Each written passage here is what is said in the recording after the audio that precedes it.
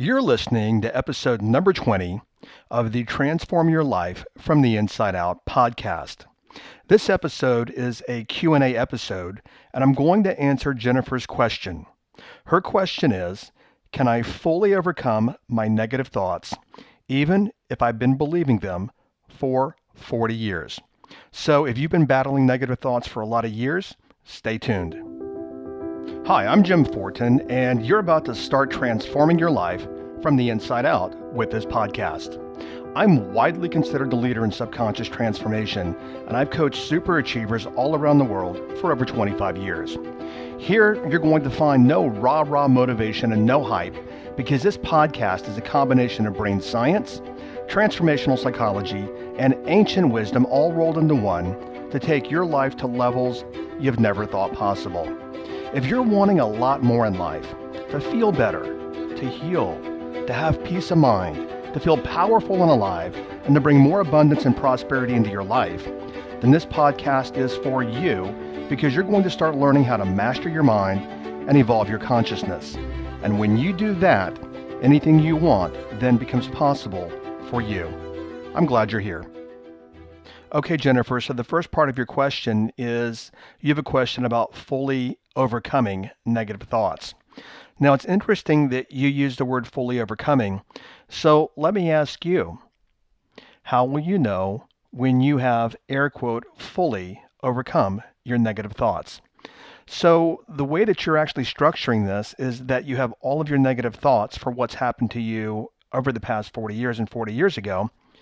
But what about any new negative thoughts? You know, many people actually, they qualify their life by an estimation of proficiency.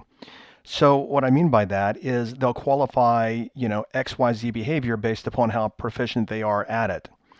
And then many times people won't actually start something new because they don't think they're 100% proficient at it, therefore they never start. So the reason I just give you this example is when it comes to proficiency of overcoming negative thoughts, how will you know when you've overcome your negative thoughts, if possible, 100%, and what does it mean if you haven't overcome them? I do want to say that negative thinking, for the most part, I don't know how you're defining negative thinking. So when you say negative thoughts, how specifically is a thought negative and relative to what? So I'm asking you is what kind of negative thoughts and to what degree are they negative? When it comes to negative thoughts, I think everyone has negative thoughts. It's just a matter of to what degree. And negative thinking, to a large degree, is also, air quote, normal because no one has the perfect childhood or the perfect past. Myself, people will say things like, Jim, and I talk a lot in my coaching and training and obviously here at the podcast about moving your attention and being happy all the time. But I'm going to tell you, there are some of my days that, and I'm going to be careful how I phrase this, there are some days that are a challenge to get through. I remember a day just recently, everything in that day, it literally was a challenge, and I did stay in a good place. But everything in that day many years ago would have just set me off. Everything from the garage door not working and then the lift. I've got a rental car right now, and the lift in the rental car hitting the garage door, things falling out of my hands, traffic, construction, where there hadn't been, everything in that day had just gone sideways. And in years past, and I know I recently did an episode on this, I would have been triggered. And you know what? I can't say that I was in the most upbeat, positive place that day. I definitely wasn't negative, but I want to share with you that everyone has, to some degree or one degree or another, they have things that happen throughout their day. Let me go even a step further here is that many times, I'm not sure if you've ever you've woken up before and you're in a foul mood. You get out of bed and you wake up and you're like, why am I in a foul mood? Well, that's something that you bring back from dream time because literally we are conscious beings. And even when we're, I talked about this in another episode, even when you're asleep, you're still a conscious being. And I remember one morning, I don't know, 4 or 5 years ago, and I woke up and I was just in a foul mood. Angry, bitter, everything. And I recognized right away that wasn't a powerful place to be. I mean, I even said to myself, you know what, move your attention. And it literally took me a couple of hours that morning to fully move my attention. But what I want to point out is I think everyone experiences negativity, and here's the operative words, to one degree or another. So what you haven't indicated is to what degree you're experiencing, negativity, and then how does that affect your life? Something else that I want to point out is that negative thoughts are simply thinking. And thinking, for the most part, and there's multiple levels to thinking. We're not going to get into it right now. But for the most part, a large portion of your thinking comes from your past experiences. Now, you had actually indicated 40 years of past experiences.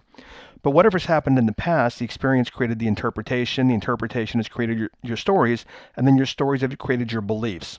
So I want to look at that a little bit here in this episode, because I'm curious as to what beliefs you're holding that may be negative, or what negative beliefs you're getting into.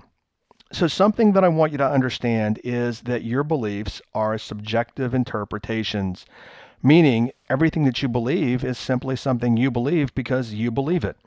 There's a phrase that I love, and you might want to ponder this for a while and contemplate it, but the phrase is, there are no true beliefs. Now, let me give you an example of beliefs being subjective, and people will even argue that beliefs are real when they're not real. They're completely subjective. Let's say, for example, right now a big debate going on in the United States is all this stuff, and especially in Mississippi and places like that, where states are passing laws about abortion and eliminating abortion and all this kind of stuff. And there are people that are pro-life and there are people that are pro-choice. Well, the reality is the people that are pro-life, that's because that is their belief. The people that are pro-choice, that is because that is their belief. What I want you to understand is that every belief is subjective. Any negative beliefs that you have are completely subjective, and that's evidenced by the fact that you might hold a negative belief and someone else might think the same thing and they have a positive experience about it. So beliefs are subjective interpretations, and in just a moment, I'm going to give you some questions to start questioning your own subjective beliefs. Something else that I want to add here that I learned many years ago, obviously I speak a lot about it. I apprenticed with a shaman, and something that was said to me, and you might not be able to get your mind around it at this point, and that's okay. What was said to me many years ago is that beliefs are archaic. And what I was told is to believe nothing and to observe everything. Because whatever you believe, you will see the entire world through the filter of that belief. If, for example, I use the examples of pro-life and pro-choice, whatever belief that you hold, you will see all of life through that filter. And it's a completely subjective filter. So when I say that it's more powerful to actually observe life, just imagine for a moment that you could actually look at life and you could remove all the filters and all of your beliefs and you could see life for what it is. Because see, you and pretty much everyone listening to this podcast, you do not see life for what it is. You see life for what you think that it is, and what you think that it is preceded by your beliefs. Now, people also look for evidence that their limiting beliefs are true. I mean, think about yourself for a second. What if we could take the most foundational belief that you had, and what if I said, you know what, we're going to push a button and you can no longer have that belief? Notice how scary that becomes for a lot of people. Why? Because their belief is their identity. And if they lose the belief, then they lose their identity, then they don't know who they are anymore. So as I alluded to with the comment about shamanism, the most powerful place to work from is to observe the world instead of seeing the world through your rose-colored glasses.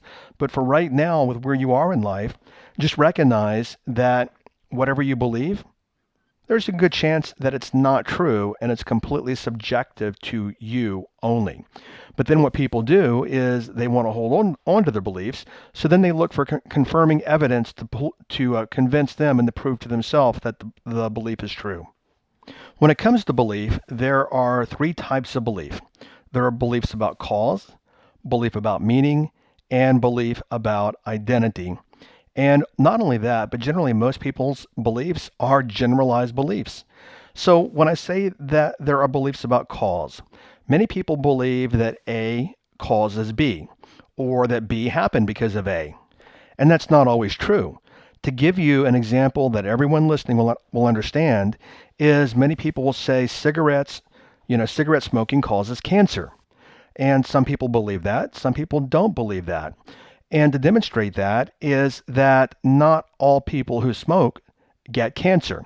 So if it were a true belief that cigarettes always cause cancer, then everybody who smoked a cigarette would actually get cancer. But everyone who does smoke doesn't get cancer, therefore the belief is not true. But many people take it and they hold it as true or not true. You can also, a very simple example is people can say, yeah, driving fast causes accidents. That's not always true. There are people that drive really fast and they never have any accidents.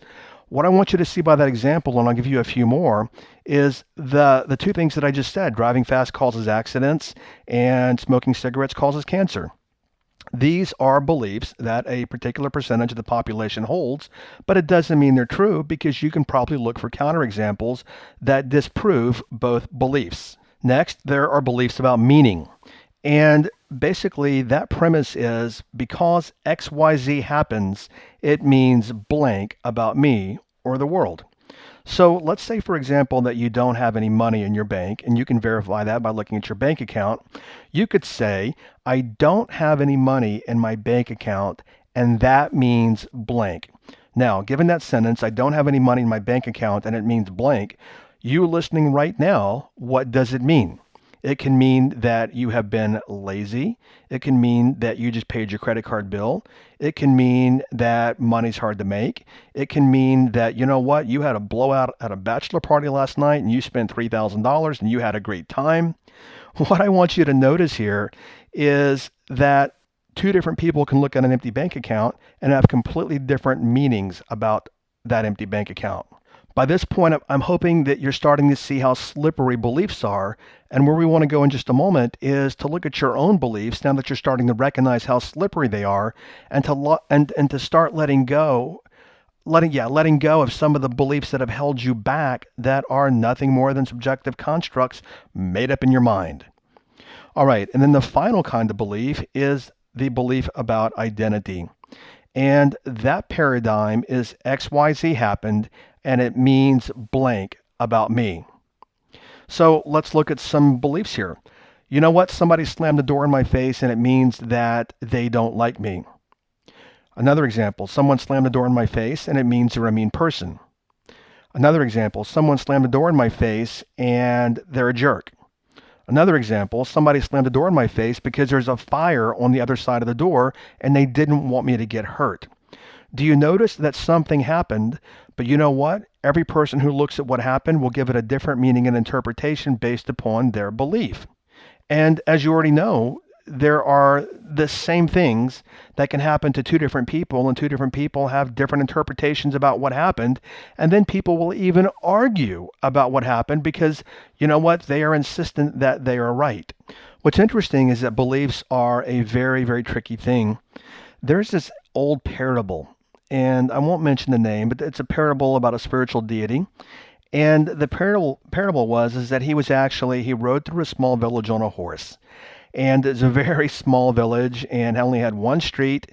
And if it's like a town that I grew up in, really, it only had one stoplight. But anyway, so this individual is on a horse and he's riding through a very small village. And after he rode through the village, the villagers started fighting about the stranger. And they were fighting because villagers on one side of the street said the stranger had a red hat. And the villagers on the other side of the street were arguing and saying, no, he had a black hat. And then the villagers started arguing because they couldn't agree because they had different beliefs about the stranger riding through town. And the parable, the truth was this, is that he did have a red hat on one side and a black hat on the other side. His hat had two colors. But depending upon which side of the street you were on, obviously that affected the side of the hat that you could see. So the same thing with your beliefs. Whatever belief you hold, even we're talking about negative beliefs, whatever belief you hold about negative beliefs will affect what you think, and then what you think will affect what you feel. What you feel will affect what you vibrate, and that will affect your frequency, and that's going to affect what you create in the world. Okay, so as I promised a little earlier, let me give you some questions to start digging a little deeper and to start busting your beliefs. Anytime that you have a negative belief, a great question to ask yourself is this: is this true? And then what I want you to do is I want you to look for contrary evidence. So let's say you have a belief about me, and the belief can be that about yourself, meaning you have a belief about yourself. You could say people don't like me. And that could be true to some degree, but what you may be creating in that moment is actually a self-fulfilling prophecy. And what I mean by that is if you believe that people don't like you and then you show up at an event and you stand in the corner and then people ignore you because you're standing in a corner and you're being antisocial, you could use that to self-verify that people don't like me when really it has nothing to do with you. You're creating that kind of environment. So whatever negative belief you have, this is what I want you to ask yourself. Is this true? And I want you to look for contrary evidence for a time in your life when it has not been true. And actually, that's the second question, is has there ever been a time in my life when this is not true?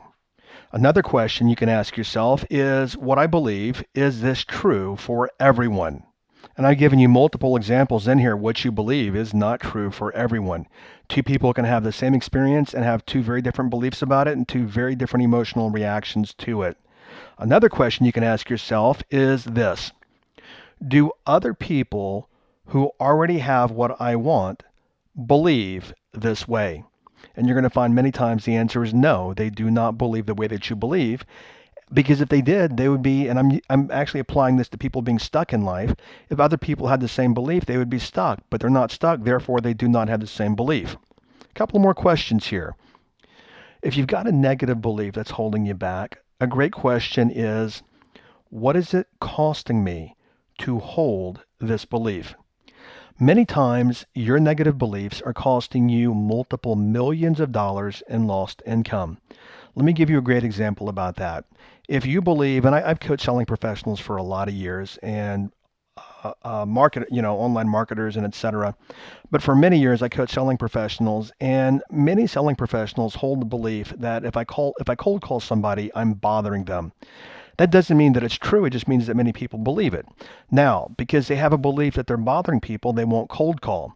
What if, for example, that you are in sales and you hold a belief, you make $100,000 a year. Let's keep this really simple. You make $100,000 a year, but your belief is that it's painful to cold call or you're bothering people. What if you didn't hold that belief and you actually got on the phone, you called people, you prospected, and you made $200,000 a year? Now let's say that you're going to stay in that position for 20 more years. When I ask you what this cost you, it costs you an additional $100,000 a year in income for an additional 20 years, which is an additional $2 million. Over 20 years, you invest it, and wherever you want to invest it, but over 20 years, you can double that. So literally, that belief that you're bothering people cost you, and I mean literally cost you to lose $4 million. Most people never look at their limiting beliefs and negative beliefs that way. They never put a price tag on them. But I'm telling you, having done this a lot of years, that your negative beliefs cost you millions and millions of dollars in lost income. And then for most people, what that really costs you, if you want to be honest about it, what it costs you is security later in life, and it costs your family security as well. Okay, one more question here is, whatever limiting belief you might be holding that you want to rid yourself of, the question can be is, where am I going to be a year from now if I continue to hold this belief? And let's go to the simple example that we used about prospecting. So let's say that you have a belief that, when I cold call people, I'm bothering them. Well, where are you going to be a year from now if you choose to hold that belief for the next year? Many people will also say, well, you know what? I'm going to be in the same place. No, you're not going to be in the same place. You're going to be worse off. Why? Because you've lost a year of income opportunity. I'm sure, doing this podcast, that later I will do more episodes on beliefs and belief busting and everything from identity shifting and subconscious reprogramming and all this kind of stuff. But for now, hopefully, and my intention is that these questions are food for thought for you. Okay, and then you said also about fully letting go of your negativity then you said even if it's been 40 years. What you're doing is you're factoring in time as an element to overcome thoughts. Now, you might have heard me say, I don't know how many episodes you've listened to, but the one on subconscious reprogramming, and I don't know which episode that was, and I'm sure you can scroll down here and find it. But here's the thing, is your unconscious mind. When I use the word unconscious, I also mean subconscious, because people use the words interchangeably. Your unconscious mind does not know the difference between real and imagined, and it cannot tell time. When we are using affirmations, we always want to speak in first person positive present tense. Why? Because your unconscious mind only works in the present moment. But it's your analytical mind that's saying, you know what, I've done this for 40 years. Now, also saying you've had negativity for 40 years could create a lot of resistance for you to change, because if you look at 40 years, you're like, "Oh my gosh, that's a long time. How am I ever going to overcome 40 years?" What you may be doing there is creating more resistance for you that you don't even need to put there. Why? Because plain and simple, your unconscious mind, even listening to me right now, your unconscious mind is in the present right now. So all that we have to do is focus on the right now. What I'd like to suggest, I know I've covered a lot in this particular episode, but what I'd like to suggest is moving your attention. Any time that you have a negative thought, because you might have heard me say before, and if you haven't, you're going to hear it right now. And as I've said before, this could take you literally seconds. It can take you a lifetime to get your mind around, but you are where your attention is.